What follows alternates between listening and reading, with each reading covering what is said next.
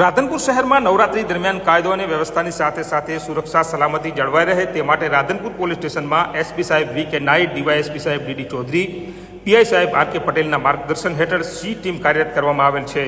C team દ્વારા ગરબા સ્થળોએ દારૂ પીને કે રોમિયોગીરી કરતા આવારા તત્વોની હવે ખેર નહીં। હવે મહિલાઓ પોતાની જાતને સુરક્ષિત મહેસૂસ કરી શકશે। હવે પછી જો કોઈ મહિલાઓને કોઈ પણ પ્રકારની મુશ્કેલી પડે તો તે મહિલા પોલીસ સી ટીમ તેમની મુશ્કેલીનું નિવારણ લાવવા માટે ખડેપગે હાજર છે।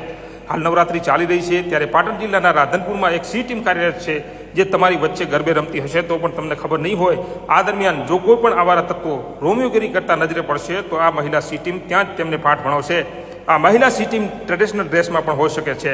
આજે રાધનપુર શહેરમાં પોલીસ સ્ટેશન ચોક, લાલબાગ વિસ્તાર, ગાંધી ચોક જેવા વિવિધ ગરબામાં સી ટીમે ટ્રેડિશનલ ડ્રેસમાં પેટ્રોલિંગ કર્યું હતું। આ નવરાત્રી દરમિયાન નશો કરીને કે યુવતીઓ સાથે છેડછાડ કરતા આવારા તત્વો સામે આ સી ટીમ કાયદેસરની કાર્યવાહી કરી તેમની અટકાયત કરશે। આ સી